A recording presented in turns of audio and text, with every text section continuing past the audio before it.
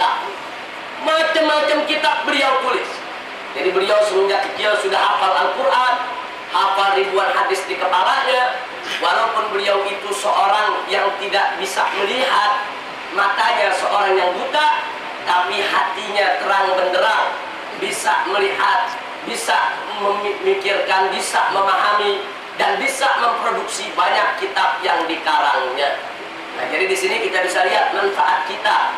Ternyata kalau mulai thariqah itu dibukukan, dikitabkan, disebarluaskan, pemikiran itu tersebar kemana-mana. Jadi thariqah ini mulai dikenal orang secara gegap gempita di zaman Al-Habib Abdullah bin Alwi Al-Haddad. Nah, di samping melalui murid-murid beliau yang menjadi imam-imam besar, juga melalui buku-buku beliau, karya-karyanya yang sampai hari ini banyak dibaca orang. Salah satunya adalah kitab An-Nasaih Ad-Diniyah yang banyak dipakai di pondok-pondok pesantren, di majelis-majelis taklim, luar biasa. Nah, kemudian dari tangan Al-Habib Abdullah bin Alwi Al-Haddad radhiyallahu taala anhu dikenal ada beberapa muridnya yang luar biasa. Ada beberapa muridnya yang sangat-sangat bukan hanya mengikuti, mematuhi daripada ajaran sang guru, tapi juga ikut menyebarluaskan dari apa-apa yang diajarkan oleh gurunya, saudara. Di antaranya adalah Al-Habib Ahmad bin Zain Al-Habsyi radhiyallahu taala anhu. Jadi Al-Habib Ahmad bin Zain Al-Habsyi dan beberapa kawan-kawannya yang belajar kepada Al-Habib Abdullah bin Alwi Al-Haddad ini sangat berjasa besar di dalam menjaga, mengamalkan, dan menyebarluaskan daripada ajaran Al-Habib Abdullah bin Alwi Al-Haddad yang bersumber daripada Al-Faqih Muqaddam Muhammad bin Ali Ba'alawi yang sekaligus merupakan turunan daripada Imam Ahmad bin Isa Al-Muhajir ilallah, dan semuanya merupakan keturunan Nabi kita Sayyiduna Muhammad sallallahu alaihi wasallam. Itu sekilas saja sebagai prolog. Sebetulnya thariqah Alawiyah ini siapa yang mendirikan, siapa yang menyebarkan, siapa yang mengembangkan, asal sekedar untuk kita mengetahuinya. Jadi thariqah Alawiyah adalah suatu thariqah yang dikembangluaskan oleh Bani Alawi, yang disebarluaskan oleh kaum habaib yang bermukim di Hadramut, yang kemudian disebarluaskan ke Afrika, ke India, ke Asia, sampai ke Indonesia. Sekarang bagian kedua, kita mau tahu. Lalu thariqah yang dimaksud thariqah Alawiyah itu intinya apa? Nah, kita mau tahu inti thariqah Alawiyah itu apa? Karena kalau orang yang tidak tahu thariqah, mendengar kata thariqah yang ada di benak dia, zikir, baca la ilaha illallah, kemudian kepala digeleng-geleng, kadang-kadang sampai tidak sadarkan diri. Yang orang tahu thariqah begitu, saudara. Atau seperti Naksabandia, kita lihat di Turki dengan tarian-tarian. Nah, orang tahunya thariqah seperti itu. Apa betul yang dimaksud thariqah itu? Seperti itu saja. Nah, maka itu di sini mari kita lihat Al-Habib Ahmad bin Zain Al-Habsyi. Al-Habib Ahmad bin Zain Al-Habsyi, murid daripada Al-Habib Abdullah bin Alwi Al-Haddad, nafanallahu bihi wa bi asrari fid din wa dunya wal akhirah. Tatkala beliau menceritakan tentang thariqah Alawiyah, beliau mendefinisikan, di mana beliau katakan thariqatus sada Ali Abi Alawi innama hiya al-ilmu wal amalu wal wara'u wal khawfu minallah wal ikhlasu lahu azza wa jalla. Jadi singkat beliau katakan, jadi waktu beliau ditanya thariqah Alawiyah itu apa yang diajarkan oleh anda punya guru, yaitu Habib Abdullah bin Alwi Al-Haddad, apa itu thariqah Alawiyah? Beliau jawab, thariqah Alawiyah itu sesungguhnya adalah satu, al-ilmu, ilmu. Dua, al-amalu, amal. Tiga, al-wara'u, yaitu sikap wara'. Yang keempat, al-khawfu minallah, takut kepada Allah. Yang kelima, al-ikhlasu lillah, dan ikhlas hanya bagi Allah. Itulah yang dimaksud at-tariqatul alawiyah. Jadi kalau ada orang ngaku-ngaku saya ikut tariqah alawiyah, nggak ada waraknya, nggak ada ikhlasnya, nggak ada ilmunya, nggak ada amalnya, bohong dia ikut tariqah alawiyah, saudara. Jadi orang yang ikut at-tariqah alawiyah harus ada al-ihtimam kepada 5 perkara tadi. Yang pertama adalah al-ilmu. Nanti kita akan bahas soal ilmu, bagaimana itu kedudukan ilmu itu, saudara. Nah, kenapa ilmu itu begitu penting? Karena tanpa ilmu kita tidak akan apa-apa. Kita tahu siapa itu Allah, apa kewajiban kita kepada Allah, siapa itu Nabi, dan apa yang harus kita lakukan terhadap ajaran Nabi, apa itu Al-Quran, bagaimana cara kita memahami dan mengamalkan isi kandungannya. Semuanya itu harus ada ilmu. Tapi ilmu itu sendiri menjadi nggak manfaat kalau tidak diamalkan. Makanya para ulama mengartikan al-hikmah adalah al-ilmu nafi'. Yang disebut hikmah adalah ilmu yang manfaat. Yang dimaksud ilmu yang manfaat adalah ilmu yang diamalkan oleh pemiliknya. Nah, makanya di sini thariqah alawiyah mengikat ilmu harus dengan amal. Nah, kemudian masih belum cukup ilmu dengan amal saja kalau tidak diiringi dengan sikap wara'. Wara' itu sikap kehati-hatian. Kehati-hatian, jangankan yang haram, yang syubhat saja dia nggak mau tolak, saudara. Sebagai contoh, Asy-Syekhul Imam Ali bin Abi Bakar As-Sakran radhiyallahu taala anhu, beliau itu seumur hidupnya tidak pernah mau minum kopi. Ketika ditanya kenapa nggak mau minum kopi, karena di zaman beliau kopi baru ditemukan. Jadi beliau lihat ini barang baru. Nah, beliau nggak berani untuk meminumnya. Kenapa? Karena hati-hati. Karena ini barang baru, dalam Al-Quran dan hadis tidak ada penjelasan. Beliau harus hati-hati terhadap sesuatu yang baru. Beliau tidak berani untuk minum kopi seumur hidupnya. Ini namanya wara', hati-hati.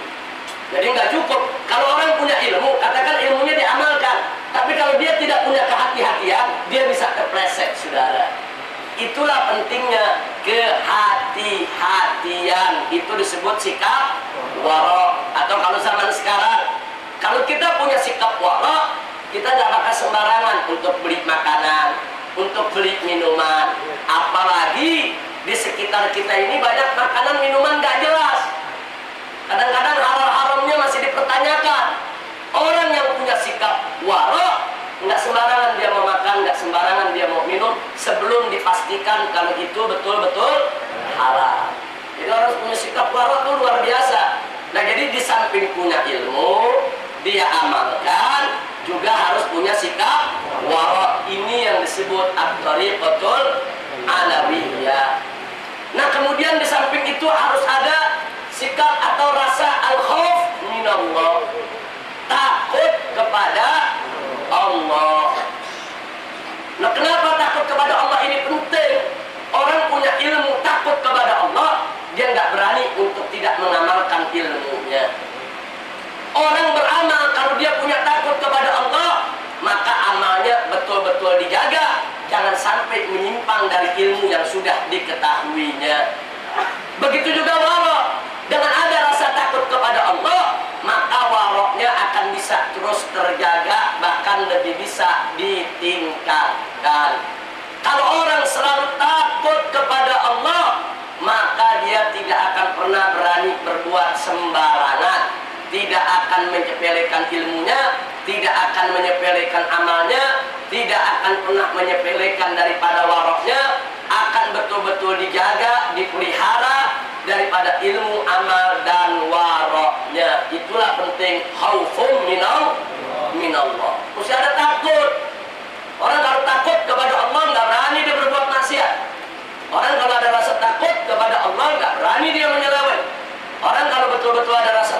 kepada Allah, dia akan sangat hati-hati, yaitu di dalam menuntut ilmu, di dalam melakukan amal, dan di dalam menjaga sikap waroknya. Yang kelima, al-ikhlas.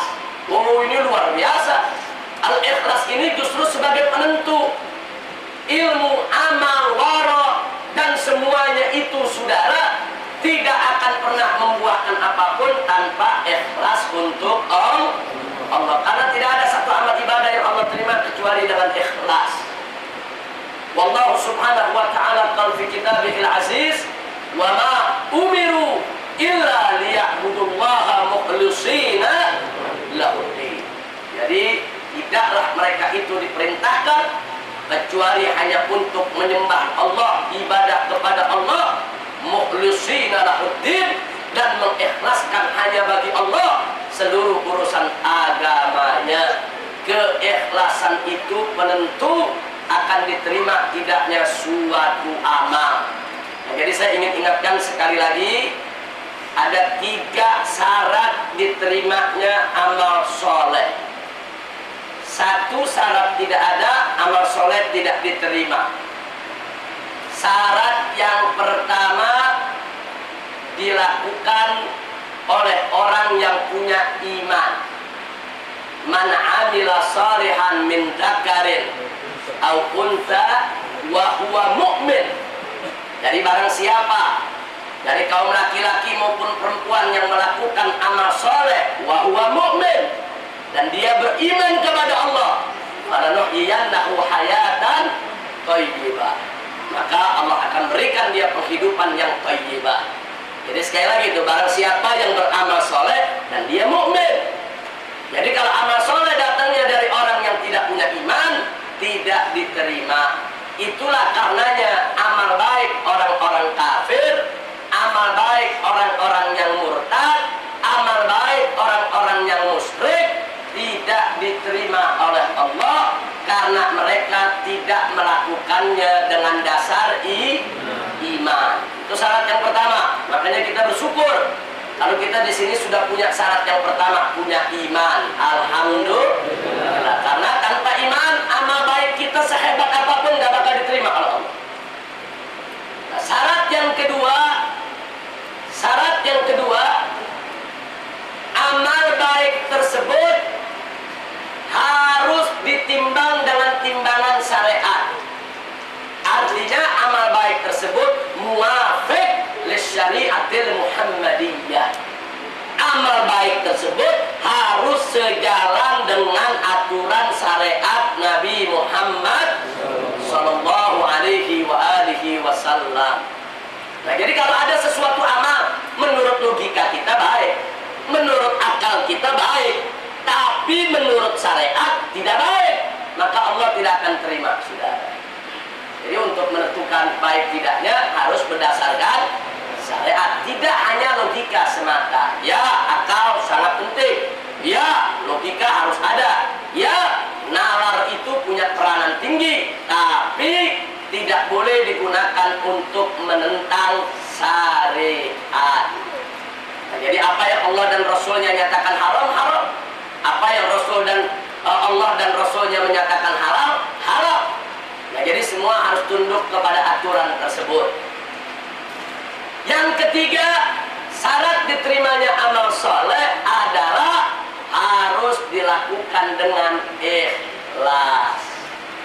Nah, jadi kalau suatu amal soleh, saudara, dilakukan oleh orang yang beriman sesuai syariat, ikhlas, niatnya hanya untuk Allah, maka itulah amal soleh yang akan diterima.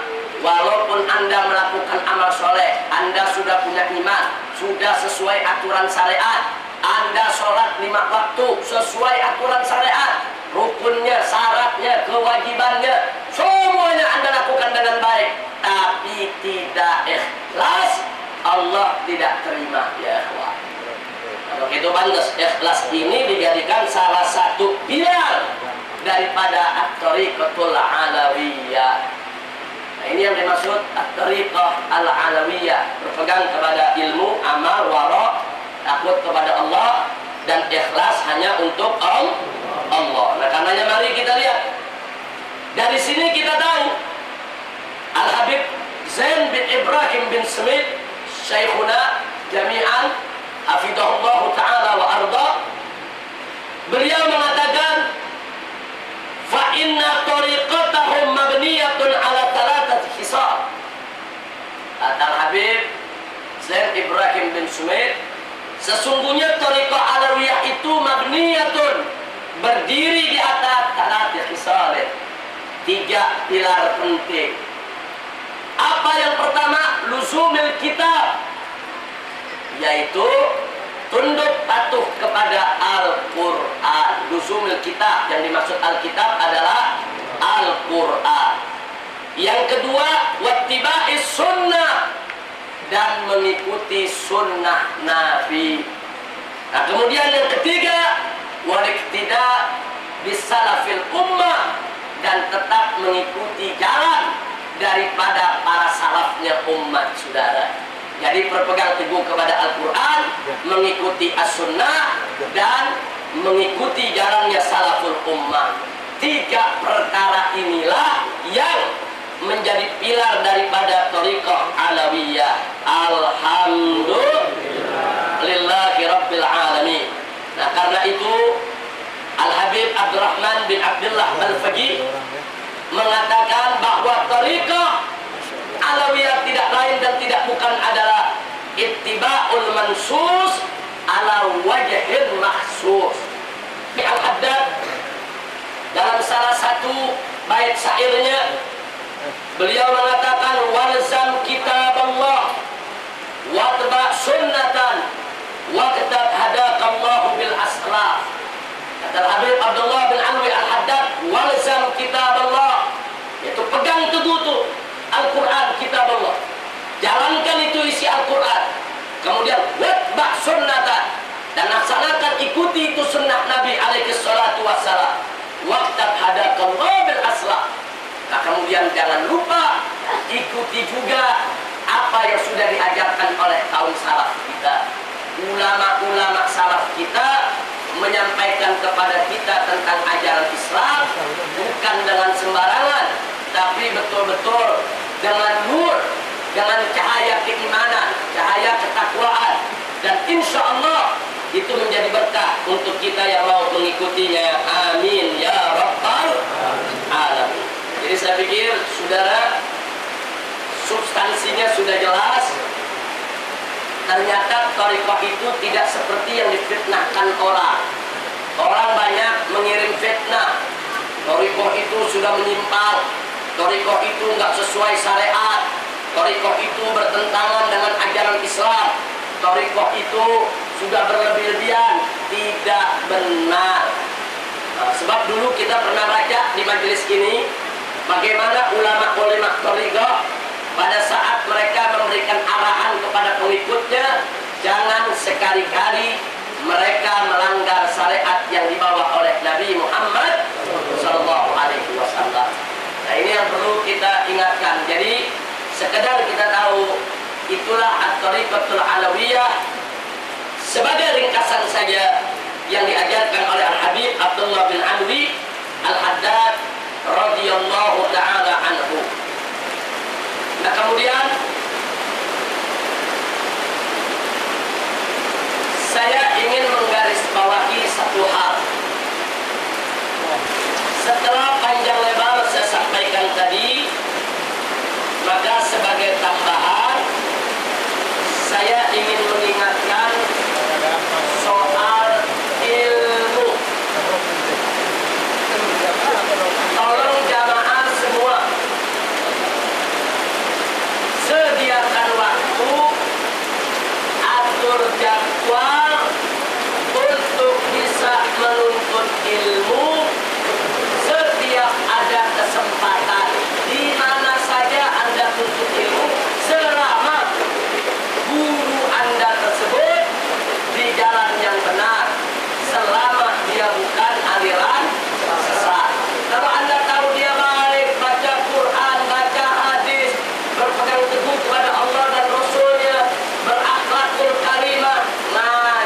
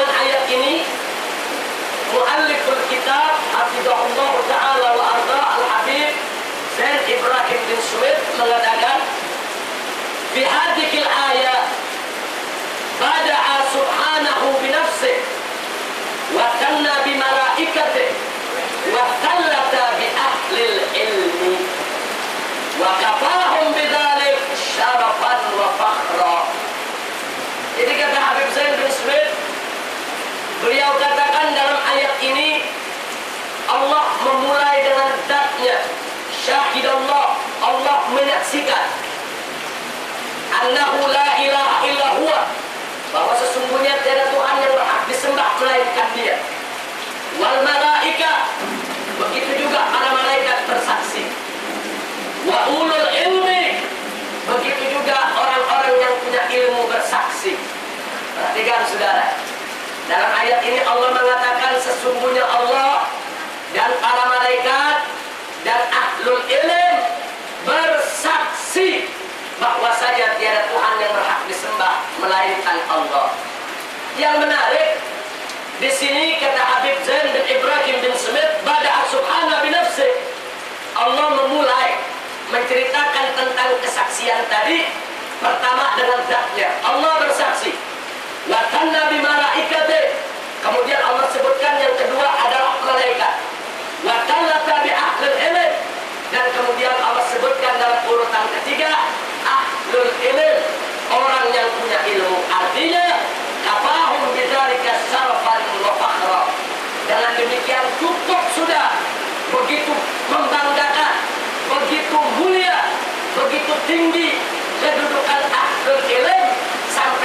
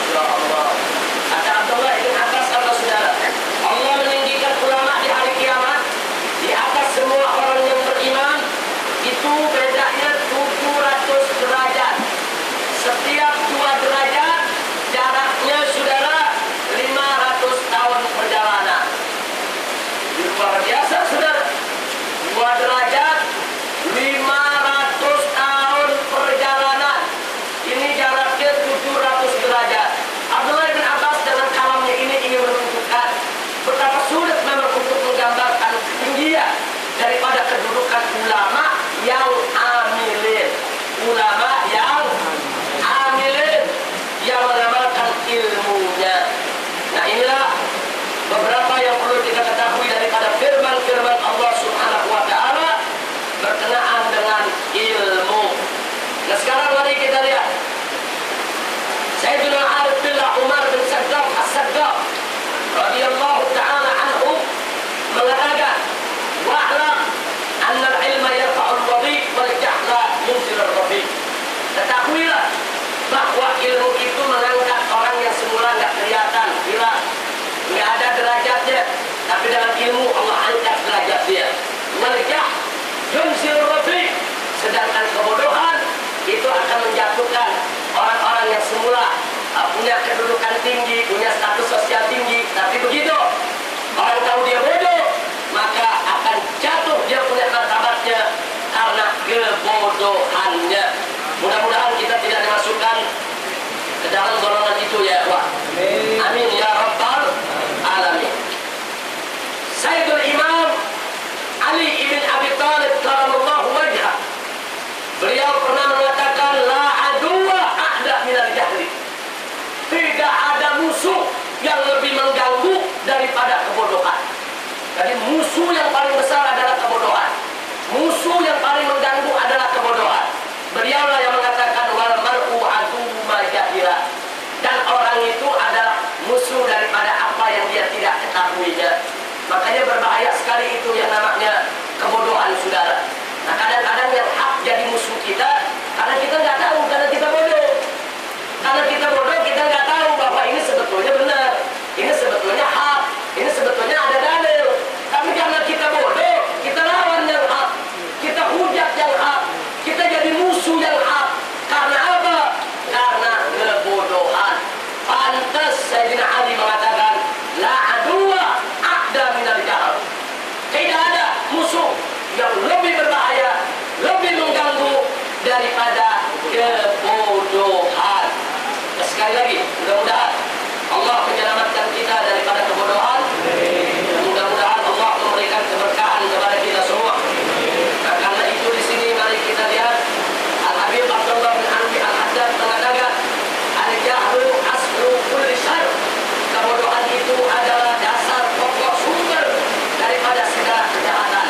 Wa man sya'u kulli darar, dan dia merupakan sumber daripada segala madarat. Wa huwa wa aqulu dakhilun fi umumi qaulihi sallallahu alaihi wasallam. Dan kebodohan dan orang-orang bodoh itu masuk dalam apa yang disabdakan oleh Nabi. Ad-dunya mal'una, dunia ini dilaknat, wa mal'unun ma fiha, dan dilaknat apa yang ada di dalamnya. Illa zikrullah wa mawala wa aliman wa muta'alliman. Kecuali zikir kepada Allah dan orang yang menjadikan Allah sebagai walinya, pelindungnya, serta orang yang alim wa muta'alliman, dan santri yang mau belajar ilmu, saudara. Jadi orang yang mau belajar dan orang alim yang ngajar, saudara, ini dikecualikan. Dia tidak termasuk bumi yang dilaknat. Jangan berikut isinya. Na'udzubillah min dzalik. Nah, baik, masih sebagai tambahan. Hanya sebagai tambahan saja ya, Pak. Di sini mari kita lihat ada beberapa pernyataan para imam. Ada beberapa pernyataan para imam yang luar biasa. Di antaranya mari kita lihat apa yang dikatakan oleh Al-Habib Abdullah bin Anbi Al-Haddad ya, Pak. Perhatikan baik-baik, ini syair. An-nasu min jihati tamthili akiffa, abuhum Adam wal ummu Hawa, wa in yakum lahum fi aslihim sarafun yufakhiruna bihi fad-din wal ma' mal fakhru illa li ahli al-ilmi innahum 'ala al-huda liman istahda adillah wa qadru kulli imri'in ma kana yuhsinu wal jahiluna li ahli al-ilmi a'da. Fafuz bi'ilmi ta'is hayyan bihi abada, an-nasu mauta wa ahlul ilmi ahya. Masya Allah, luar biasa. Habib Abdullah bin Alwi Al-Haddad mengatakan, an-nas min jihati tamthil akiffa, abuhum Adam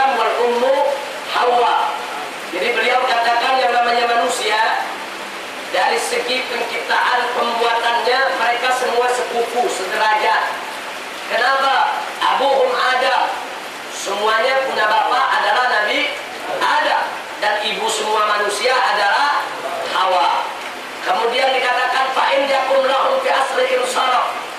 Andai kata bagi mereka itu ada yang berasal dari keturunan yang mulia, yufakhiruna bih, dia bangga dengan kemuliaan tersebut, maka ketahuilah, kata Abdullah bin Alwi al-Haddad, sesungguhnya asal usul mereka yang mereka banggakan itu fad-din wal ma', hanya merupakan tanah dan air. Kita ini semua berasal dari tanah, kita ini berasal dari al-ma', al-mani, itu sperma yang dikeluarkan oleh orang-orang tua kita, ya kawan. Nah kemudian ma fa'lu illa li ahlil ilmi, nggak ada itu bangga-banggaan dengan nasab, dengan saraf-saraf yang lain, kecuali kebanggaan itu hanya ada buat ahlul ilmi, orang yang punya ilmu. Kenapa? Innahum alal huda, karena mereka itu semua berada di jalan yang penuh petunjuk. Karena mereka itu jalan di jalan yang petunjuk, mereka bisa memberi juga petunjuk kepada orang lain. Kemudian beliau katakan wa qadru kulli imri'in ma kana yuhsinu wal jahiluna li ahli ilmi ahda. Jadi di sini bahwa segala sesuatu daripada seseorang itu, saudara, yang dinilai adalah ilmunya. Dan orang-orang yang bodoh itu bagi ahlul ilmi ahda menjadi musuh, saudara. Nah, kita bisa lihat sekarang bagaimana orang-orang bodoh seenaknya mencaci maki ulama, bagaimana orang-orang bodoh seenaknya menjelek-jelekkan ulama, bagaimana orang-orang bodoh seenaknya dengan tidak punya rasa hormat dan tidak takut kepada Allah, saudara, seenak-enaknya mereka melecehkan dan meremehkan para ulama. Maka itu kebodohan itu betul-betul satu kejahatan yang mengganggu dan satu musuh besar, sebagaimana disampaikan Imam Ali bin Abi Thalib radhiyallahu anhu wa karamallahu wajha. Kemudian beliau berpesan fafus bi'ilmin ta'is hayyan bihi abada, maka raihlah dengan ilmu, di mana dengan ilmu engkau akan hidup selamanya.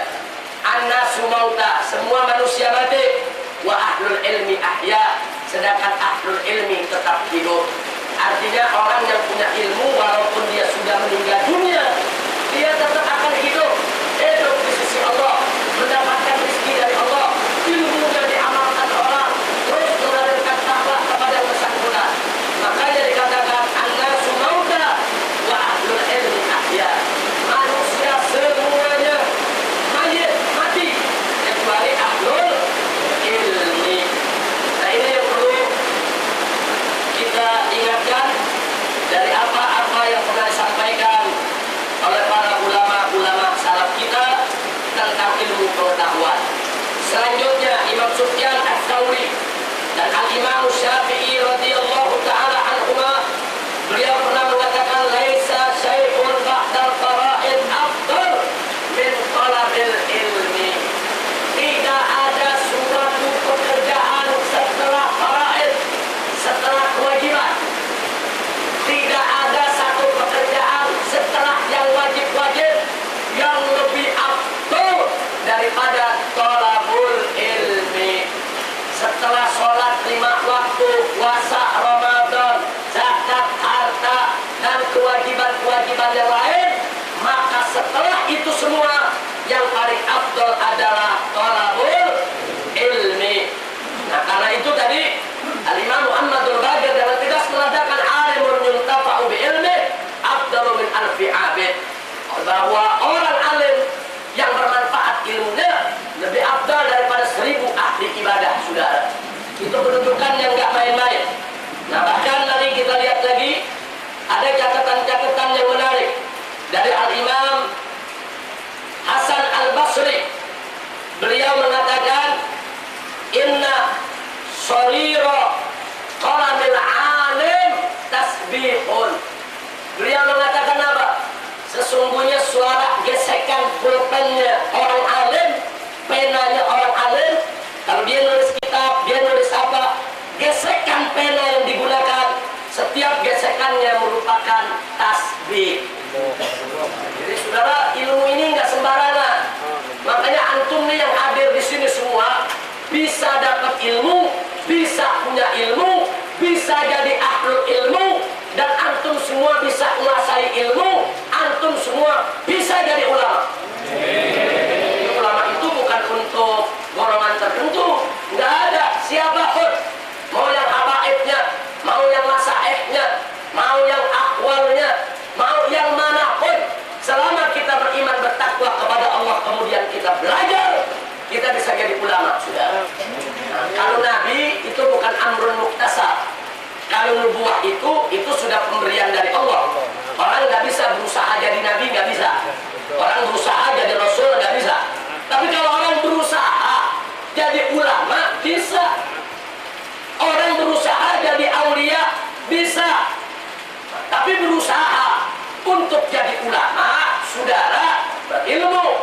untuk jadi aulia, amalkan ilmunya.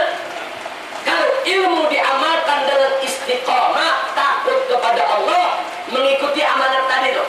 Ilmu, amal, wara, kemudian khauf minallah, ikhlas lillah. Ini kalau betul-betul diamalkan 5, siapapun bisa jadi wali Allah ya. Nah, tapi baiklah, kita jangan menghayal jadi wali Allah ataupun jadi ulama, kita belajar dulu ya. Kadang-kadang hayalannya tinggi-tinggi, hayalannya luar biasa Ustaz Hasan.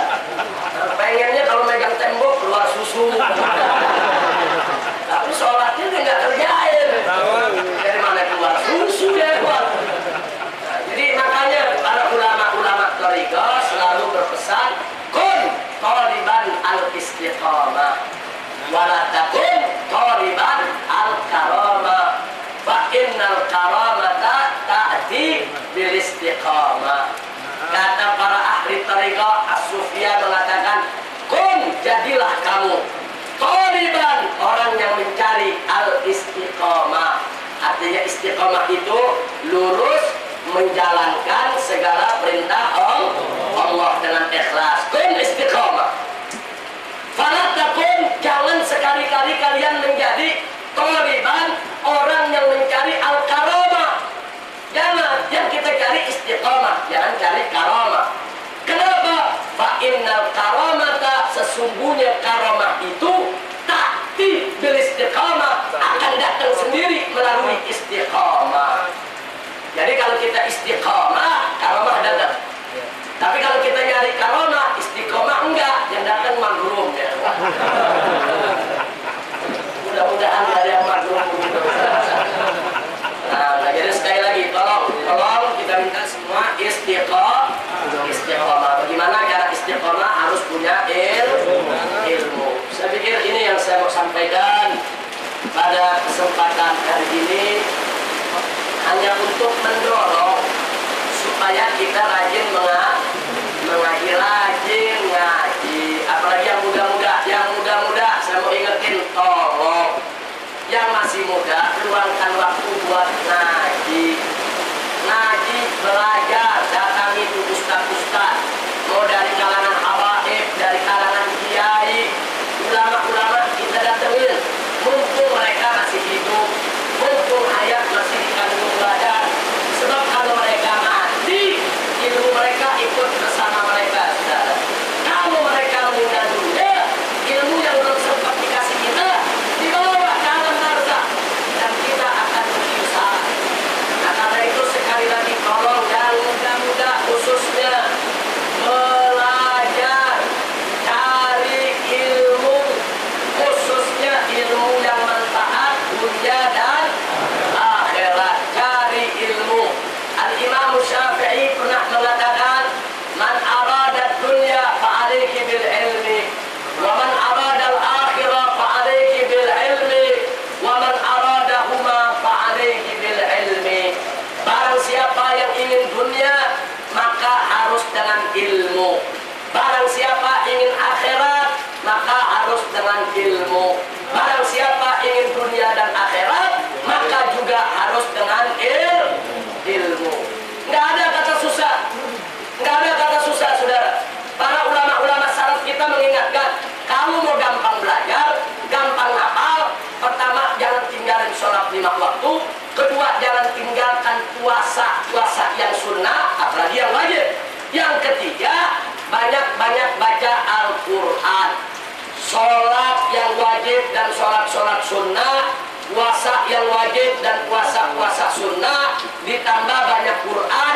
3 ini modal supaya gampang menghafal, supaya gampang dapat ilmu, supaya gampang memahami persoalan. Tapi jangan lupa, cari gurunya juga mesti benar. Jangan cari guru yang sudah menyimpang daripada ajaran Islam. Apalagi zaman sekarang. Ini zaman sekarang luar biasa. Nah, ada orang-orang yang mengaku ulama, diulamakan, tapi memberikan pengajaran-pengajaran yang sudah jauh menyimpang daripada ajaran Nabi Muhammad SAW. Akhirnya saya tutup. Saya punya sambutan isi pengajian kali ini.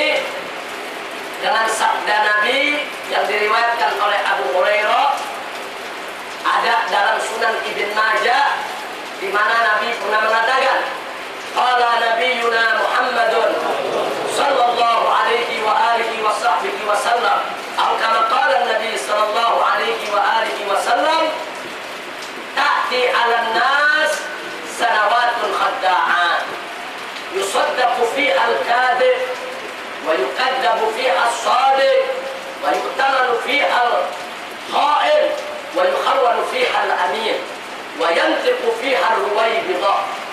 Qila faman ar-ruwaybidah ya Rasulullah?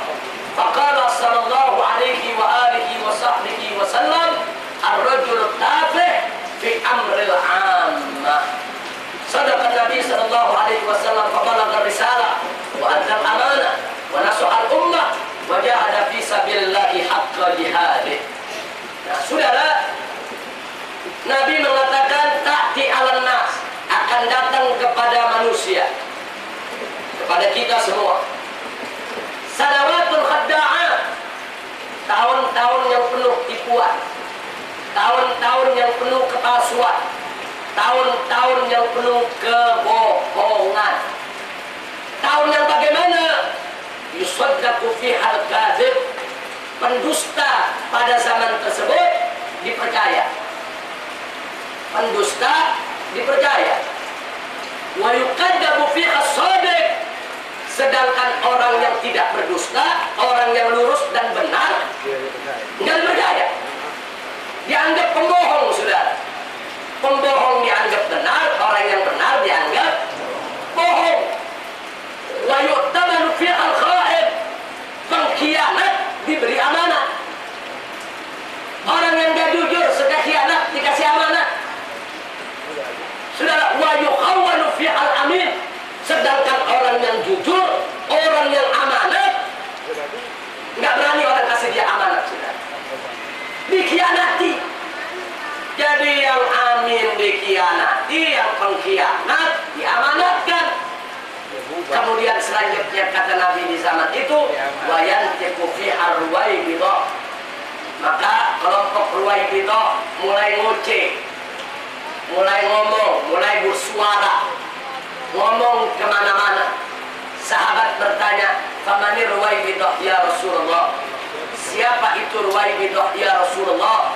Maka Nabi menjawab, ar-rajul tafih fi amril 'ammah, orang yang sebetulnya nggak tahu apa-apa dalam urusan umat, saudara, tapi sok tahu bicara soal keumatan. Nggak ngerti agama, sok tahu bicara agama. Nggak ngerti tafsir, sok tahu bicara tafsir. Nggak ngerti hadis, sok tahu bicara hadis.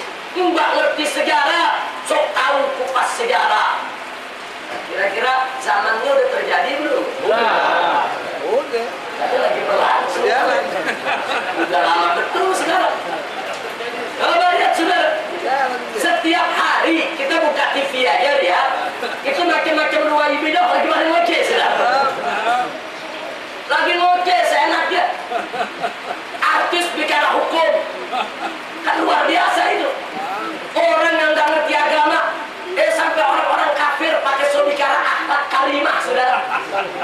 Pakai protes, ada orang-orang kafir ditampilkan di TV pakai protes syariat Islam, protes ajaran Islam.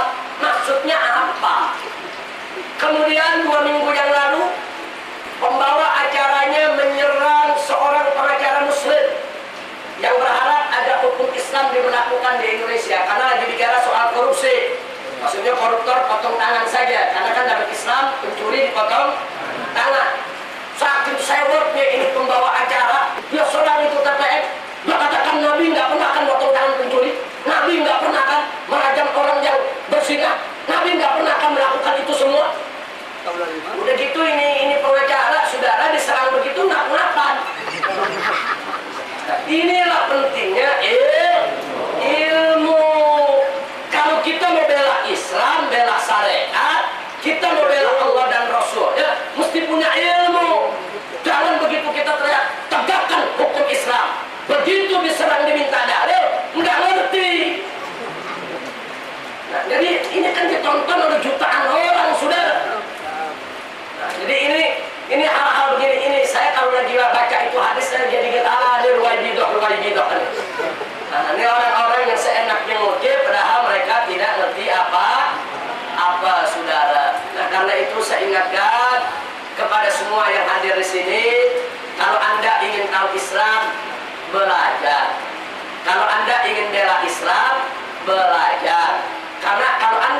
Islam tanpa ilmu berbahaya. Sebab sekarang ini yang menyerang Islam itu dikemas dalam bentuk ilmu. Mereka kemas dalam bentuk penelitian, mereka kemas dalam bentuk tesis, mereka kemas dalam uraian-uraian akademik, uraian-uraian ilmiah untuk menyerang Islam. Nah, kalau kita tidak menyiapkan diri dengan ilmu, bagaimana kita mau bela Islam, saudara? Bela Islam bukan dengan otot saja, bela Islam bukan dengan peluru saja, bela Islam juga harus ada laskar ulama yang menggunakan ilmu, yang menggunakan pemikiran, yang menggunakan iman dan takwanya untuk membela Islam yang sedang diserang oleh musuh-musuh Islam saat ini. Nah, karena itu khususnya anak-anak muda, saya minta belajar. Sekali lagi belajar, penuhi majelis-majelis taklim itu yang ada di masjid-masjid, yang ada di apa namanya, di majelis-majelis taklim, musola-musola di mana-mana penuhi. Apalagi di Jakarta luar biasa, ada majelis taklim Asy-Syafi'iyah, ada majelis taklim At-Thahiriyah, ada majelis taklim As-Siddiqiyah, ada majelis taklim Nurul Mustafa, ada majelis taklim Majelis Rasulullah, ada majelis taklim Ahbabur Rasul, macam-macam, ratusan ribuan majelis taklim. Ini semua keanekaragaman harus kita manfaatkan. Silakan Anda belajar di tempat yang hati Anda nyaman, yang pikiran Anda tentram, semuanya bagus selama tidak melanggar syariat Nabi Muhammad SAW.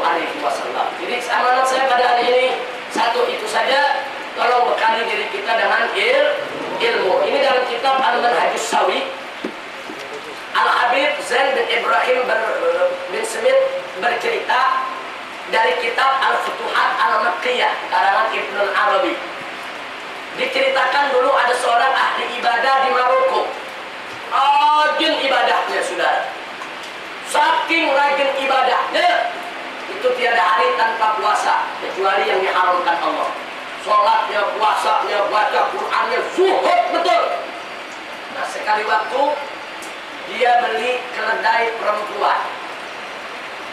Nah, keledai ini nggak digunakan, keledai ini nggak dimanfaatkan, nggak dipakai untuk kerja, disimpan aja sama dia. Nah, suatu ketika ditanya oleh seseorang, kenapa Anda beli keledai kalau Anda tidak manfaatkan? Dia jawab dengan lugu, keledai ini saya beli hanya untuk meredam syahwat saya. Jadi orang ini nggak tahu kalau menggauli binatang itu hukumnya haram. Karena dia tidak tahu, husnudzon, dia nggak mau nikah, dia nggak mau kawin, dia mau ibadah kepada Allah. Dia takut nyakiti orang kalau dia kawin sama perempuan, keledai dikawinin sama dia. Makanya itu keledai nggak dikasih kerja, nggak dikambuk, dikasih makan. Untuk apa? Litaskin sahwa. Dengan cerita Ibnul Arabi dalam kitab Al-Futuhat Al-Makkiyah yang dinukilkan oleh Al-Habib Zain bin Ibrahim bin Smith di dalam buku ini, saudara. Tapi suatu ketika begitu orang tersebut ketemu ulama, ditegur, dikasih tahu hukumnya, dikasih tahu dalil-dalilnya, orang tersebut nangis luar biasa. Betul-betul penuh penyesalan. Dia tinggalkan kemungkaran itu karena dia tidak tahu, saudara. Jadi artinya Habib Zain bin Ibrahim bin Smith ini cerita peristiwa yang begitu tragis terjadi di Maroko, saudara. Kenapa bisa terjadi? Karena persoalan ilmu. Kadang-kadang ada orang ingin ibadah kepada Allah, ibadah kepada Allah yang banyak. Cuman dia buat ibadah yang gak ada tuntunannya. Ini berbahaya.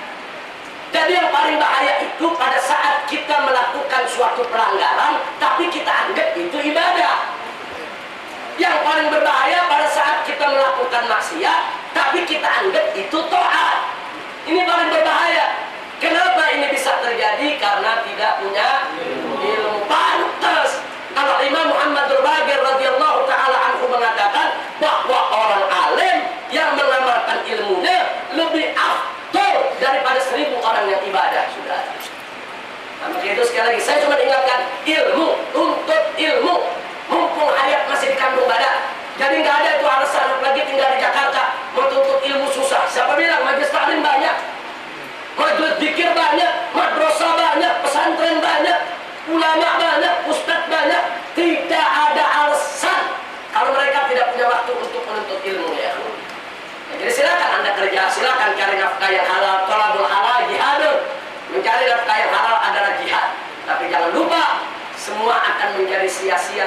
kita tidak punya ilmu. Nah itu saja yang saya mau sampaikan pada hari ini. Mudah-mudahan bermanfaat untuk kita semua, dan semoga kita semua yang hadir sini selalu diberkahi oleh Allah Subhanahu wa taala. Kita buka untuk tanya jawab. Kalau ada yang ingin bertanya, sudah. Para ulama ahli hadis belajar dan mengambil serta meriwayatkan hadisnya. Dan ketika itu mushaf Al-Quran belum dicetak seperti sebanyak zaman sekarang. Maka itu ulama-ulama dulu banyak lebih berpegang kepada hafalan ketimbang tulisan. Al-Quran ada di kepala mereka, hadis ada di kepala mereka, karena zaman mereka masih jauh daripada zaman percetakan. Percetakan itu kan abad modern. Tapi luar biasanya, di zaman yang serba sulit sarana prasarana pendidikan tersebut, ternyata mampu melahirkan imam-imam besar yang sulit dicari tandingannya. Bahkan di zaman ini tidak ada yang mampu untuk menandingi mereka. Ini luar biasa. Sementara di zaman kita sekarang ini yang sudah serba canggih. Kebetulan Syed Farhad ini ahli komputer. Beliau juga ahli dalam membuat program-program komputer. Beliau tahu betul bagaimana dahsyatnya kecanggihan komputer di zaman kita ini. Al-Quranul Karim, ayat yang mana saja dalam Al-Quran tinggal tulis di komputer, langsung diberitahu itu ayatnya di surat apa, nomor berapa, bahkan dikasih tafsirnya sesuai tafsir yang kita mau. Mau tafsir Jalalain, mau tafsir Ibn Katsir, mau tafsir Qurtubi, tinggal pencet, tulis, enter, keluar apa yang kita mau, sudah.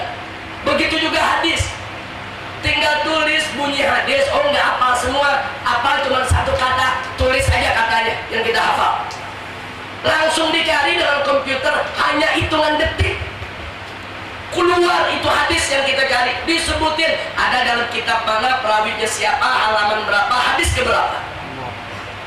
Bahkan diberikan terjemah, ada dalam bahasa Indonesia, ada dalam bahasa Inggris. Ini zaman luar biasa, zaman komputerisasi, semua serba komputer. Bahkan nggak sampai di situ, dalam 5 tahun terakhir ini ratusan ribu kitab karya ulama itu cuma dimasukkan satu CD ya loh. Satu CD ada 14.000 kitab, satu CD ada 10.000 kitab. Satu CD saudara dalam bentuk DVD atau CD-ROM itu ada 25.000 kitab. Luar biasa. Dari mulai kumpulan kitab fikih sampai kumpulan kitab tauhid, kumpulan kitab sejarah dibuat. Dan kebetulan di perpustakaan kita CD macam itu ada. Kalau Anda di sini di perpustakaan ini mau ambil itu CD, lihat bagaimana mau cari kalimat di kitab mana saja, ratusan ribu kitab. Nah, ini era kan sebetulnya luar biasa, dahsyat, semua serba mudah. Tapi menariknya, zaman yang sarana prasarana pendidikan yang sudah serba canggih tidak mampu melahirkan seorang ulama pun yang sekelas daripada a'immah yang dulu, saudara. Nggak ketemu. Ulama yang sekelas Imam Ahmad, ulama yang sekelas Imam Syafi'i, ulama yang sekelas Imam Malik, ulama yang sekelas Imam Abu Hanifah, apalagi ulama yang sekelas daripada ulama-ulama Ahlul Bait seperti yang sekelas Al-Imam Muhammadul Baqir atau Imam Ja'far Shadiq dan lain sebagainya. Enggak ketemu.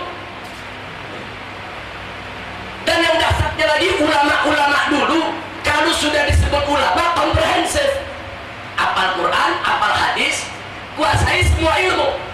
Nah, dia paham, sorot dikuasai, fikih, usul fikih, tafsir, hadis, tidak ada dikotomi. Semua ada dalam satu diri. Tapi zaman sekarang ada ulama ahli hadis, tafsir gak apa. Ulama disebut ahli tafsir, hadis nggak ngerti. Ada yang jago dalam fikih, faraid nggak bisa. Ada yang hebat dalam faraid, faraid nggak kuasai. Ada falak dia kuasai, mustalah hadis dia nggak paham.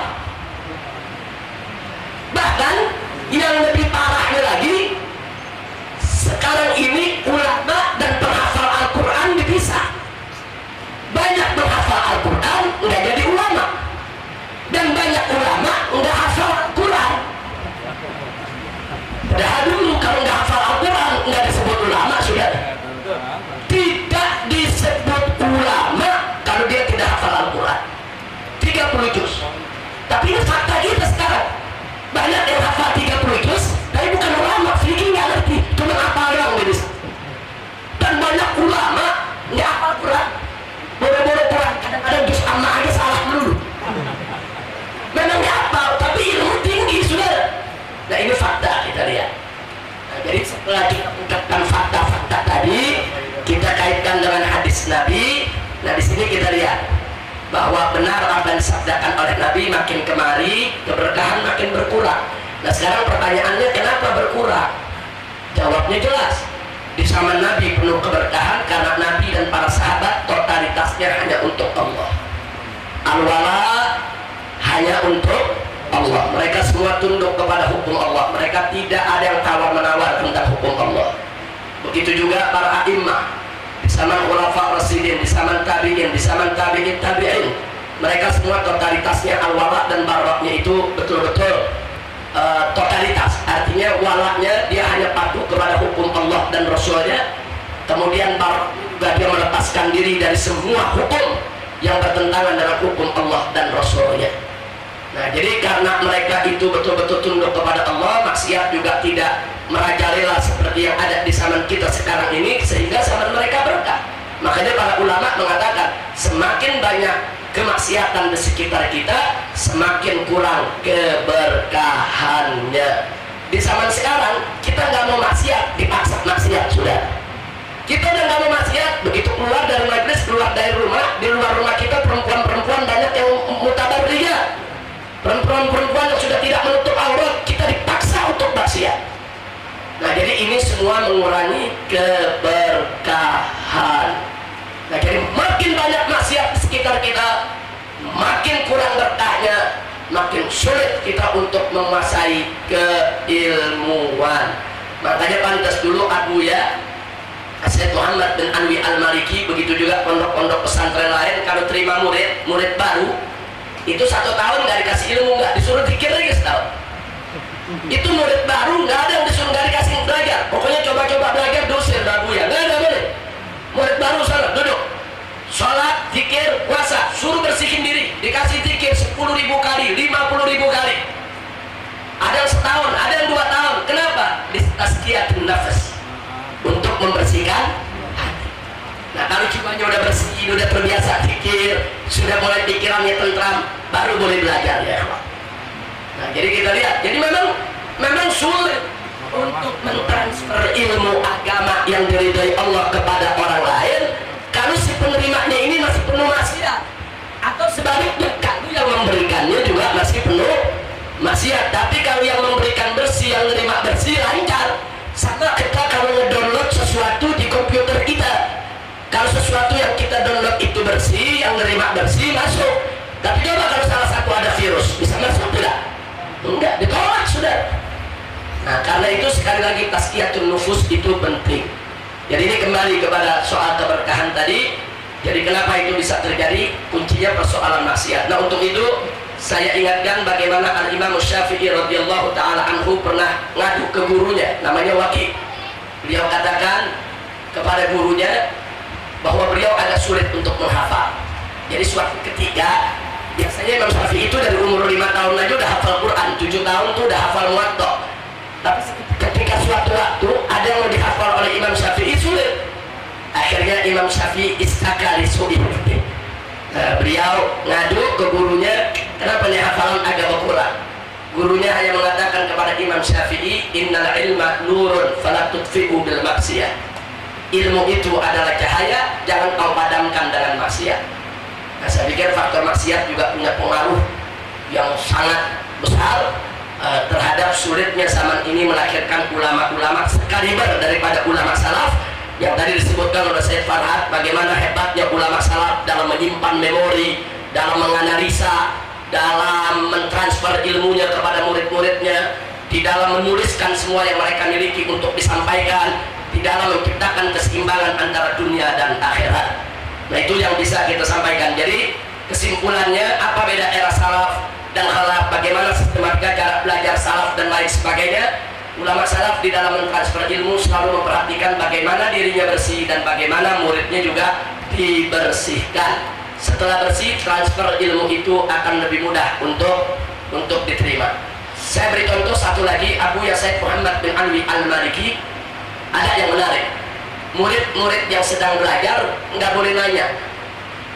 Kalau kita kan di sini nggak bebas nanya. Kalau beliau belum nggak, di pesantren nggak boleh nanya. Yang boleh nanya yang tingkat akhir. Yang sudah tingkat akhir, sudah 10 tahun, 11 tahun belajar, boleh nanya. Pertama kita bingung, kok nggak boleh nanya ya. Tapi lama-lama setelah kita renungkan, kita ikuti, kita paham. Oh pantas. Sebab kalau orang yang kosong disuruh nanya, oh pertanyaannya jutaan, nggak habis-habis ya. Yang penting nggak ngerti apa-apa. Jadi bagi Said Muhammad bin Ali Al-Maliki, murid baru yang nggak ngerti nggak usah nanya, ikutin aja belajar. Nah, sekarang kalau disuruh nanya, dia mau nanya apa rukun wudhu, apa rukun sholat. Kenapa dia tanya? Ya memang dia mau belajar, masih kosong. Nggak boleh nanya, diisi dulu. Setelah diisi rukun sholat, rukun wudhu dan seterusnya, maka begitu diisi, yang kemarin dia pengen nanya nggak jadi. Oh ternyata begitu, kemarin saya mau nanya nih. Nah, ternyata sekarang dapat ilmunya. Makanya beliau tidak izinkan nanya yang baru belajar. Sebab kalau yang baru belajar nanya, ya gak bakal habis itu pertanyaan, saudara. Kenapa? Karena yang nanya emang serba nggak tahu. Ini nggak tahu, itu nggak tahu, anu nggak tahu. Nah jadi yang baru belajar disuruh belajar. Nah ntar yang udah tingkat akhir, yang udah baca kitab, udah ngehatamin tafsir, udah ngehatamin buku-buku hadis, baru dikasih izin oleh beliau untuk nanya, mana yang kau tidak paham. Nah ternyata setelah diberi kesempatan nanya, nggak ada nanya, karena udah pada paham, saudara. Nah ini menarik, ini juga salah satu metode. Nah bagaimana pertanyaan itu perlu, tapi harus dimanage dengan baik. Jangan sampai pertanyaan itu muncul akhirnya menjadi justru semerawut daripada pengetahuan yang ditransfer oleh guru. Nah itu biasanya dipraktekkan di pesantren-pesantren. Nah maka itu dalam forum semacam ini biasanya pertanyaan kita batasi 2, 3, 4, 5 pertanyaan. Tidak kita buka semua, tapi bukaan maghrib nggak kelar-kelar. Ini ada kita pertanyaan dulu semua. Baik. Nah kemudian tadi saya sepakat bahwa memang kita kadang-kadang masuk ke satu tempat, mau ke masjid, mau ke majelis taklim, bahkan ke rumah orang, kadang-kadang ada aura-aura. Nah ada aura begitu masuk kayaknya ada hati enak, kayaknya cocok, tentrem, mantap. Kadang-kadang begitu masuk kayaknya suasananya kayaknya gimana, nggak enak, nggak tentrem. Nah ini aura-aura yang menyangkut daripada firasat. Nah kalau firasat orang beriman, Nabi pernah beramanat ittaqi firasatan mu'min. Hati-hati dengan firasatnya orang yang beriman, karena firasatnya orang yang beriman itu banyak benarnya. Ya sepakat tadi yang disampaikan Habib Hasan bin Ahmad Alaidrus soal pergeseran dakwah di TV-TV, banyak menampilkan orang-orang yang sebetulnya kapasitasnya belum sampai, belum mumpuni, belum mencukupi. Dan barusan juga yang disampaikan oleh Akhina Farhat tentang TV dan radio, bagaimana efektivitas daripada dakwah yang disampaikan oleh kedua media ini. Dan bagaimana juga kita lihat tadi beliau ceritakan ada dakwah-dakwah yang kadang-kadang membosankan, itu juga kesalahannya, itu juga, dan seterusnya. Di sini saya tidak ingin panjang lebar, saya hanya ingin mengingatkan saja diri saya maupun segenap kaum muslimin dan muslimat. Dengan sangat prihatin harus kita sampaikan, saat ini telah terjadi pergeseran besar-besaran nilai dakwah. Pertama, dakwah yang semestinya menjadi tuntunan telah mulai berubah menjadi tontonan. Jadi banyak orang kalau mau hadir di tempat-tempat dakwah, tabligh, pengajian, cuma mau menonton kelucuan yang bicara, menonton ketertarikan daripada si penjara dan lain sebagainya. Kemudian yang kedua, telah terjadi pergeseran dakwah yang semula merupakan kewajiban, kini dakwah mulai berubah menjadi profesi. Kewajiban dengan profesi beda. Profesi sekedar memenuhi undangan, sekedar memenuhi panggilan, sekedar aja profesi. Habis dia sampaikan profesi, kerjaannya dianggap profesi, dia pulang selesai. Sehingga dakwahnya tidak punya visi dan misi. Beda dengan dakwah sebagai kewajiban, harus ada visi, harus ada misi. Kenapa dia sampaikan itu, apa tujuannya menyampaikan itu, apa hasil yang mau dicapai, dan seterusnya. Dan yang ketiga, ini yang paling parah, yaitu terjadi pergeseran dakwah yang semula merupakan perjuangan, kini berubah menjadi perniagaan. Nah, kini menjadi bisnis. Nah, mulai terjadi pergeseran di mana-mana. Mengundang ustadz, mesti transfer dulu duit 10 juta. lewat rekening ustaz. Ini terjadi di mana-mana dengan alasan manajemen. Nah, dengan alasan manajemen, biaya administrasi dan lain sebagainya. Fakta sudah, dan ini dialami oleh banyak orang. Nah, ini akhirnya berubah, bergeser dakwah yang tadinya musim perjuangan, yang penuh pengorbanan, akhirnya berubah menjadi bisnis dan perniagaan. Dimenek lagi, sewa ahli saudara. Kadang-kadang sewa konsultan.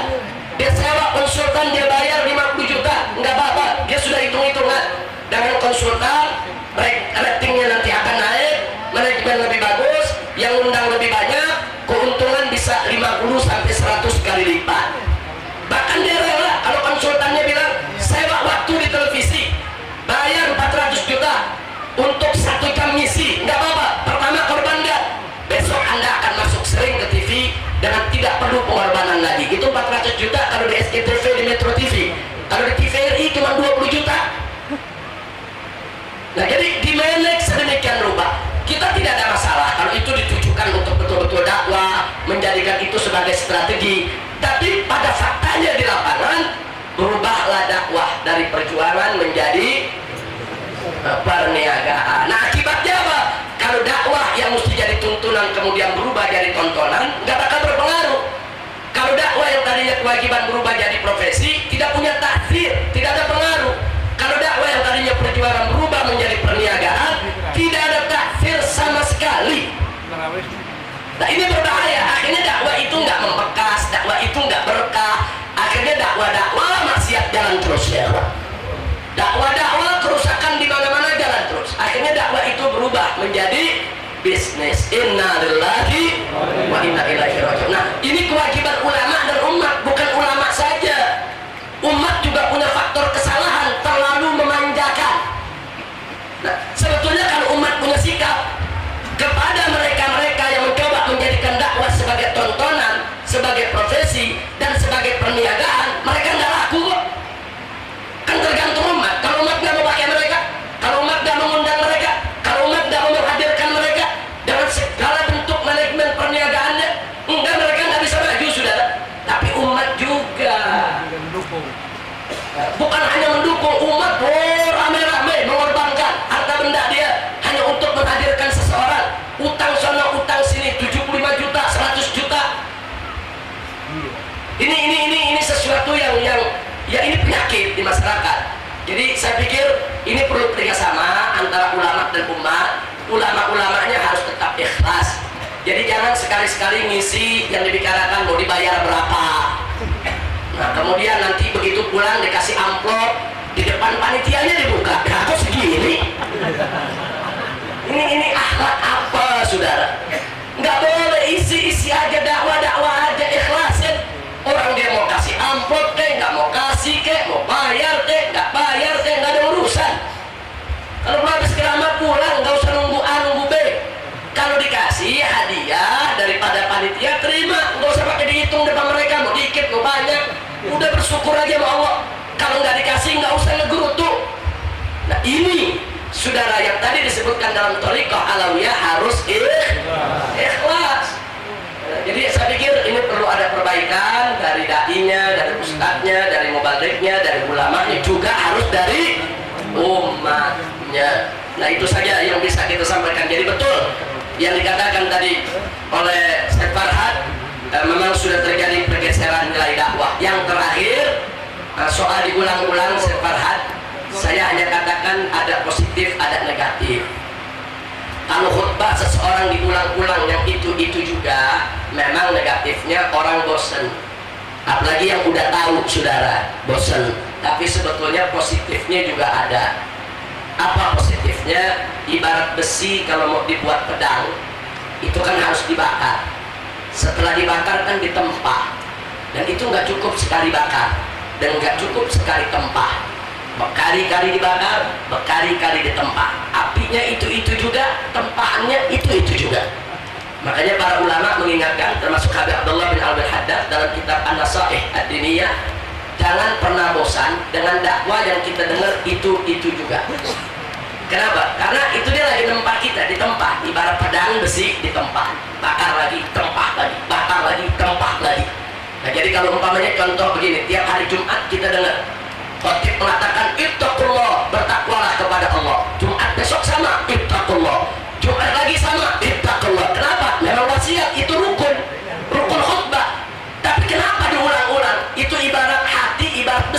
mempan tiap Jumat. Takwa kamu kepada Allah belum mempan. Jumat besok takwa kamu kepada Allah belum mempan. Insya Allah Jumat yang kesekian mempan baru dia Allah. Jadi kadang-kadang udah berkali-kali dia dengar gak mempan-mempan. Tapi begitu hatinya lagi enak, pikirannya lagi tenang, masuk takwa kepada Allah. Begitu masuk, insya Allah menjadi hidayah buat dia.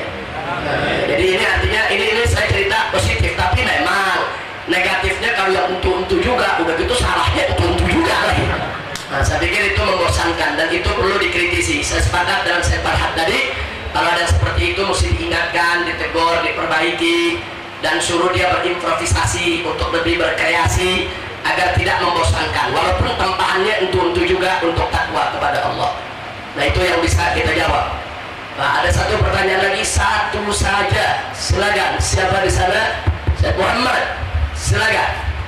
Satu saja. Assalamualaikum Ustaz. Waalaikumsalam warahmatullahi wabarakatuh.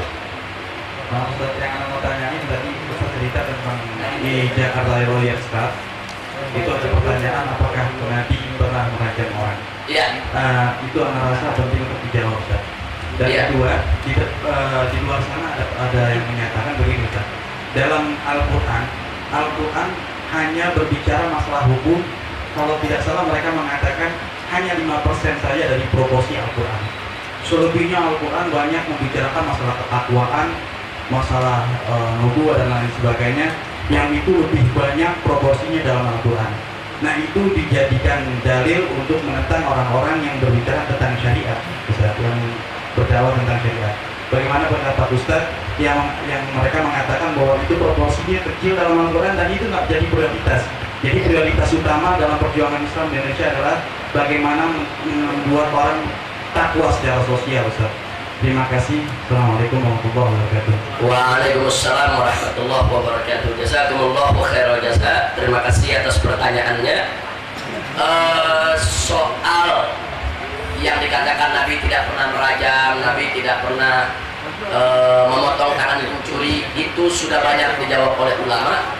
Bahkan kami di FPI, di mimbar-mimbar kami bahas dengan panjang lebar bahwa Nabi pernah mengadili seorang perempuan makhzumiyah dan memvonisnya dengan hukum potong tangan. Kemudian Nabi memerintahkan sahabat yang bertugas untuk menjalankan eksekusinya. Artinya itu betul-betul terlaksana. Begitu juga rajam. Nah, Nabi pernah memerintahkan untuk merajam seorang wanita yang terbukti berzina padahal dia sudah muhsanah. Itu banyak sekali riwayatnya dalam hadis-hadis yang sahih dari sumber-sumber yang bisa dipercaya. Nah, adapun persoalan tadi, hukum dalam Al-Quran itu 5% atau 10% daripada persoalan akidah dan lain sebagainya, keimanan dan ketakwaan. Saya pikir terlalu sombong betul kalau kita bisa memastikan 5 atau 10%, karena itu butuh penelitian dari huruf ke huruf, dari lafaz ke lafaz. Tapi kalau dikatakan ayat-ayat hukum di dalam Al-Quran sekitar 500-an ayat, ya itu memang benar. Tapi walaupun andai kata kita bicara persen, jangankan 5%, andai kata 0,00001%, selama sudah Allah yang perintahkan, wajib dilaksanakan. Di dalam Al-Quran ayat potong tangan itu cuma satu ayat. As-sariqu was-sariqatu faqta'u aydiyahuma. Pencuri laki-laki dan pencuri perempuan, potonglah tangan mereka. Cuma satu ayat. Dari 6.000 lebih ayat dalam Al-Quran yang bicara soal keimanan, keislaman, ketakwaan, ayat potong tangan cuma satu.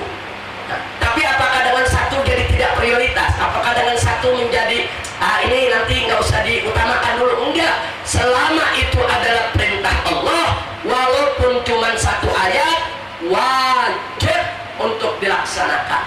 Jadi kita bicara dari segi kewajiban, jangan pakai persentase. Ini bukan voting. Sebab kalau 5% nggak diprioritaskan, kalau 95% diprioritaskan, berarti menjalankan Al-Quran udah mulai pakai ilmu voting gitu, saudara. Enggak begitu. Kalau dalam Al-Quran walau satu ayat, Al-Quran 30 juz, semua ayatnya, baik yang berkenaan dengan hukum, berkenaan dengan akidah, berkenaan dengan akhlak, berkenaan dengan apa saja, semuanya adalah firman Allah, wahyu Allah yang wajib untuk dilaksanakan. Nah, karena itu kita belajarlah dari bagaimana totalitas kepatuhan para malaikat ketika diperintahkan oleh Allah untuk sujud kepada Adam. Mereka nggak protes, kenapa sujud kepada manusia? Kan sujud nggak boleh kepada manusia, sujud hanya boleh kepada Allah. Nah, makanya Allah katakan wa idh qulna lil malaikati isjudu li Adam fasajadu. Tatkala kami perintahkan kepada malaikat untuk sujud kepada Adam, fasajadu, mereka sujud, nggak banyak komentar. Sujud kepada manusia nggak boleh, tapi kalau sudah Allah yang perintah menjadi wajib. Makanya ini namanya totalitas kepatuhan.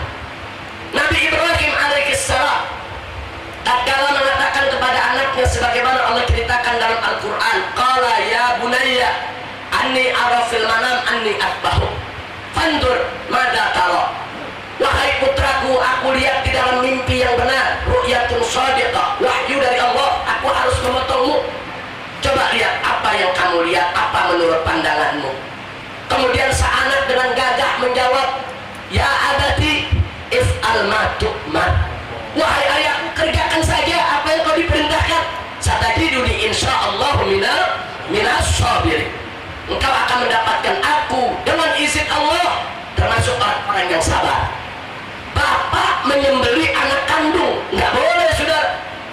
Logika mana yang membenarkan ayah menyembelih anak kandung? Apalagi anaknya ini soleh, takwa kepada Allah.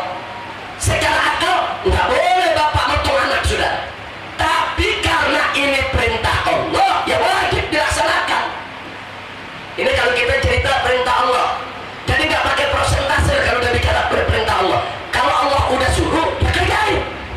Nah, itu yang dilakukan oleh Sayyidina Ibrahim dan putranya Sayyidina Ismail alaihi mas. Nah, begitu juga kita lihat para sahabat Nabi radhiyallahu anhum, tatkala Allah menurunkan ayat pengharaman khamr, turunnya di malam hari, surat Al-Maidah ayat 90 dan 91. Ada sekelompok sahabat sedang pesta menyajikan minuman keras karena minuman keras belum diharamkan. Begitu ayat ini turun, mereka tidak tahu, sebagian sudah minum. Salah seorang sahabat yang hadir bersama Nabi, dengar Nabi dapat wahyu tadi disampaikan, langsung berangkat ke tempat pesta. Si sahabat ini menyetop orang-orang yang pesta, kawan-kawan, stop dari pesta kalian. Kemudian disampaikan, barusan wahyu turun kepada Nabi bahwa minuman keras diharamkan selamanya. Ya ayyuhalladzina amanu innamal khamru wal maisiru wal ansabu wal aslam rijsun min amali syaitan fajtanibu. Begitu para sahabat dengar ada orang menyampaikan firman Allah yang turun kepada Nabi bahwa minuman keras itu haram, nggak boleh diminum. Hari malam itu juga dia berhenti minum. Minuman yang ada di gelas semua ditumpahkan. Kendi-kendi bejana-bejana, kendi-kendi yang berisi minuman keras semua dipecahkan. Bahkan ada beberapa sahabat yang sudah terlanjur minum barusan, karena nggak tahu kalau ayat itu turun, dia masukkan jarinya, dia korek kerongkongannya, dia bikin mual, dia muntahkan isi perutnya. Kenapa? Total patuh kepada Allah. Pengharaman khamr dalam Al-Quran cuma satu ayat. Dari 6.600 sekian ayat yang mengharamkan khamr cuma satu ayat. Apakah dengan mentang-mentang satu ayat? Coba bayangkan, 6.600 sekian ayat yang mengharamkan khamr cuma satu ayat, berapa persen? Ada 1%? Nggak ada. 1 dari 6.000 berarti 0, berapa itu? 0,00 sekian persen. Walaupun 0,00 sekian persen, kalau sudah perintah Allah wajib untuk dilaksanakan. Kalau sudah larangan Allah wajib untuk ditinggalkan. Nah, saya rasa jelas. Jadi dalam konteks penerapan hukum Allah, kita nggak bicara ayatnya ada berapa ayat. Nah, ini berapa persen? Enggak. Nggak ada voting di sini. Ini ketentuan Allah Subhanahu Wa Taala dan Rasulnya. Nah, itu yang perlu kita sampaikan. Jadi jangan tertipu dengan ajakan mereka. Ini berapa persen? Ini karena mereka sudah terbiasa dengan alam demokrasi, sudah terbiasa dengan voting, sudah terbiasa dengan suara terbanyak, sehingga segala sesuatu diukur dengan yang terbanyak. Kalau ayatnya banyak kerjain, ayatnya dikit jangan. Oh, ini bahaya sudah. Na'udzubillah. sisanya kita bacakan pertanyaan kaum ibu. Pertama, tolong diterangkan tentang Imam Mahdi dan apa tanda-tandanya. Wah, ini sebuku ini. Nah, tapi baiklah, bagus, pertanyaan yang sangat bagus sekali. Kapan-kapan kita bahas dengan panjang lebar. Baik Sunni maupun Syiah, semua mazhab Islam sepakat Imam Mahdi pasti datang. Karena itu sudah merupakan khabarun nabawiyun, kabar berita dari Nabi, yang juga merupakan khabarun ilahiyun, kabar ilahi yang tidak terbantahkan. Nah, hanya saja ulama berbeda pendapat tentang siapa Imam Mahdi. Sebagian ulama mengatakan Imam Mahdi itu turunan Sayyidina Hasan. Sebagian ulama lagi mengatakan Imam Mahdi itu turunan Sayyidina Husain. Jumhur Ahlus Sunnah wal Jamaah itu menyatakan turunan Sayyidina Husain. Terlepas daripada perbedaan pendapat, yang jelas turunan Sayyidatuna Fatimah Zahra radhiyallahu taala anha. Nah, kemudian Syiah dan Sunni berbeda lagi. Di kalangan Sunni, yang penting bahwa Imam Mahdi itu turunan Sayyidatuna Fatimah Zahra yang nanti akan lahir daripada sulalahnya. Sedangkan di kalangan Syiah, mereka meyakini Imam Mahdi itu imam yang ke-12, yaitu dari Sayyidina Ali ibn Abi Thalib punya anak, kemudian Sayyidina Husain, kemudian punya anak lagi Imam Ali Zainul Abidin, kemudian Imam Muhammad al-Baqir, kemudian Imam Ja'far as-Sadiq, kemudian Imam Musa al-Kadhim, dan seterusnya sampai Imam Muhammad al-Mahdi ibnul Imam Hasan al-Askari. Nah, kalangan Syiah meyakini bahwa imam yang keturunan ke-12 tadi itulah yang telah menjadi Imam Mahdi yang hilang gaib semenjak kecil dan kelak nanti akan muncul kembali di tengah kehidupan umat untuk memimpin dunia dan memenuhinya dengan keadilan.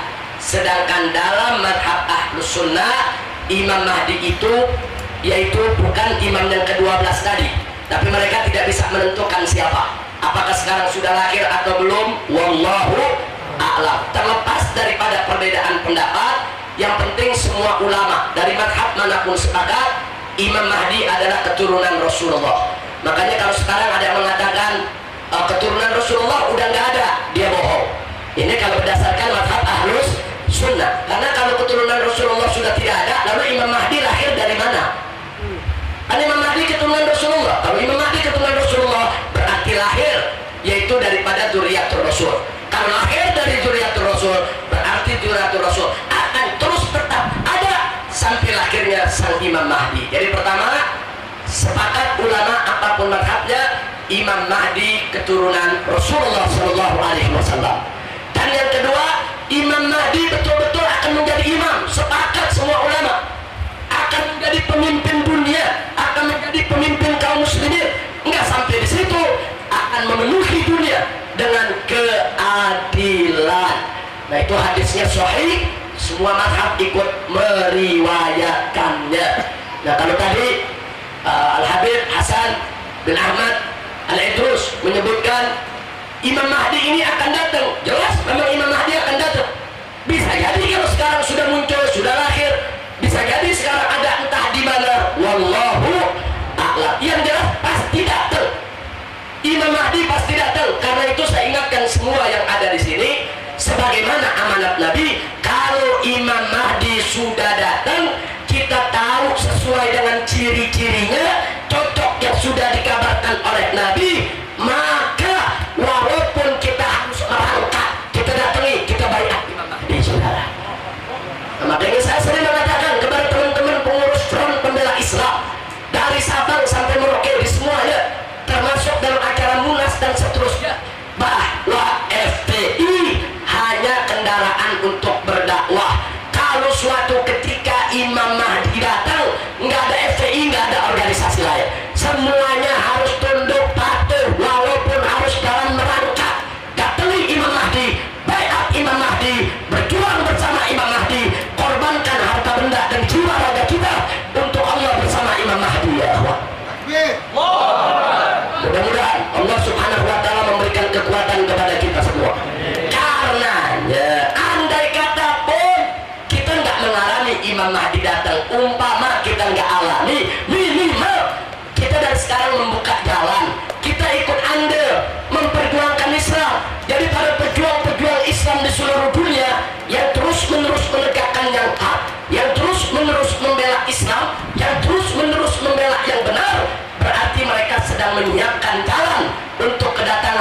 imam yang ditunggu, saudara. Mudah-mudahan Imam Mahdi akan datang menyelamatkan Islam dan umatnya, dan mudah-mudahan kita semua, kalaupun kita tidak mengalaminya, anak-anak kita yang akan mengalami bisa menjadi pengikutnya. Amin ya rabbal alamin. Nah, insya Allah nanti kapan-kapan akan kita bahas ada ciri-ciri lain tentang Imam Mahdi, tapi tidak hari ini. Nah, itu yang tentang Imam Mahdi. Kemudian di sini ada pertama ucapan terima kasih dari ibu-ibu. Kalau mereka bisa ikut ngaji di pagi hari juga seperti yang lainnya, tapi saya memang minta maaf, tempat belum siap karena ini masih berlangsung mungkin sekitar 1, 2 sampai 3 bulan lagi baru tempat akan siap semuanya, insya Allah. Apa hukum merayakan pernikahan di masjid? Apa yang harus dilakukan dan tidak boleh dilakukan? Akad nikah di masjid boleh, akad nikah. Nah, tapi kalau melakukan resepsi di dalam masjid tentunya tidak lazim. Nah, karena apa? Karena nanti mengotori masjid dan lain sebagainya. Tapi akad nikahnya bagus di masjid, kenapa tidak? Silakan. Yang penting jangan langgar aturan syariat Islam. Nah, kemudian saya usul kepada saudara-saudara di sini, kalau kita menikahkan anak, tolong contoh thoriqah para habaib, di mana perempuan laki tidak dicampur. Nah, saya ini kadang-kadang terus terang saya jadi ngeles. Banyak murid-murid saya yang undang saya untuk hadir akad nikah. Kadang-kadang saya mau datang jadi ragu, karena kadang-kadang tata caranya nggak sejalan dengan apa yang kita harapkan. Kadang-kadang belum nikah, perempuan dan lakinya mempelai udah duduk berdua di depan. Akad ijab kabul belum diucapin, tahu-tahu dari suruh cium tangan, tahu-tahu ditaruh dalam satu satu kerudung. Nah, ini hal-hal yang nggak perlu. Nah, kalau thoriqahnya para habaib, kalau dalam pernikahan biar perempuan di kamarnya ditemani oleh wanita-wanita keluarga dan para sahabatnya. Adapun di akad nikah cukup laki-laki saja, karena yang ijab kabul bukan perempuan, kecuali kalau yang ijab kabul perempuan. Yang ijab kabul kan wali sama mempelai laki. Ada urusan apa perempuan ikut hadir di situ? Nah, ini kurang baik. Saya usulkan kepada yang di sini. Jadi kalau Anda anak-anak muda mau nikah, mau saya hadir, tolong yang seperti itu diperhatikan. Nah, jangan kemudian dicampur antara yang hak dengan yang batil. Nah, adapun perempuan mau bikin resepsi aja sesama perempuan. Undangan laki-laki cukup pada saat akad nikah, undang kaum laki sebanyak-banyaknya, baca doa marhabanan, istighfar, kasih mauidhah. Nah, nanti urusan resepsi biar ibu-ibu sama ibu-ibu. Jadi tidak ada ikhtilat, tidak campur aduk perempuan dan laki-laki. Saya pikir itu yang bisa saya jawab. Nah, yang terakhir mari kita bacakan suratul Fatihah untuk kesembuhan Sarifah Nadia Al-Idrus yang saat ini sedang sakit, dan saudara Haris Fadilah yang baru saja menjalani operasi. Beliau salah satu jamaah kita yang rutin ikut ngaji di tempat ini. Nah, kita niatkan Al-Fatihah duniyatul